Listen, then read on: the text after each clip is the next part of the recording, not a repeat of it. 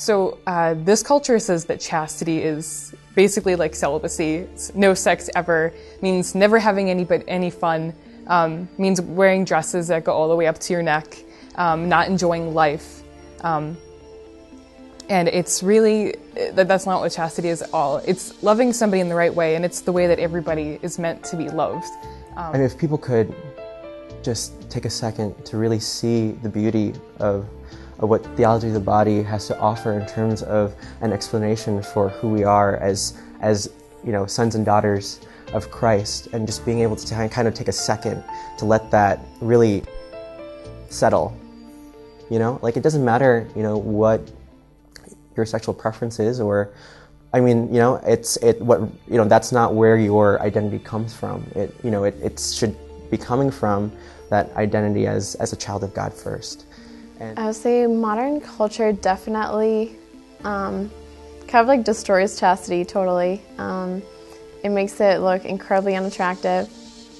Kind of tells people, like, why in the world would you even think about doing that, living your life like that, And there are so many obstacles, because when you try to live like this, people think you're crazy.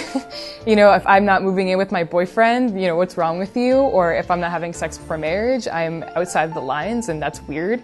But that's awful. No wonder we have such an identity crisis. Like, we were made for more than that.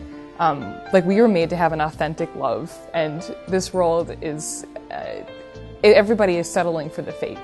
We don't deserve that. Modern culture would say, because modern culture says that sex brings happiness. If you pursue sex, it's going to make you happy. And I think that really experience would say, we look at so many divorces in this country or in this world. We look at broken relationships, broken people who are having a lot of sex, but they're miserable people. And you wonder, why is that? And why are some people who I know of who don't have sex some of the happiest people I know? So sex can't be the foundation of happiness. We can see that with our own eyes. I think that's why society is so wrong in that regard, and it's really apparent when you really look at it. And I just say that the culture also kind of puts a light on chastity as if it's something that's restricting, that is, you're missing out on something.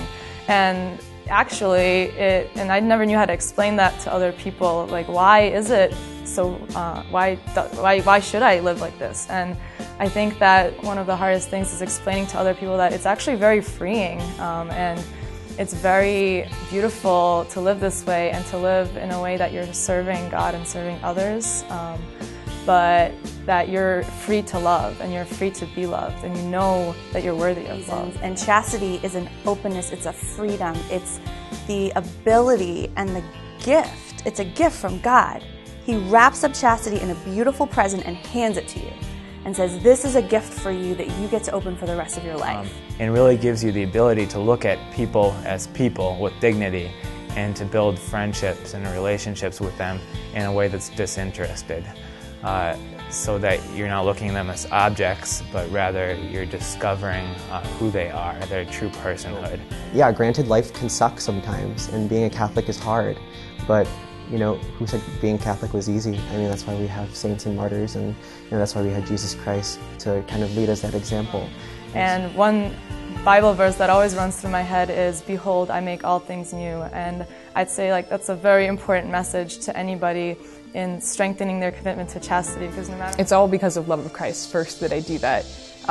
When I develop my relationship with Him, when I realize how He loves me, then it colors my picture of loving everybody else. Because then I want to love everybody else like He loves them. I want to see them like He sees them. And so, in that way, when we do get discouraged, looking at the cross and looking to say, like, this is how far God went for us to show us that He loves us. And then, putting it in that perspective, it really kind of grounds you down, thinking, like, all right, I think this chastity thing is doable. I think that where we're swimming against the tide and trying to stay afloat, and thank God for Pure in Heart, for retreats like this, for friends, for fellowship, for priests, for religious, for brothers, sisters, everybody who contributes to this cause of support, because without it, there's no way we could survive.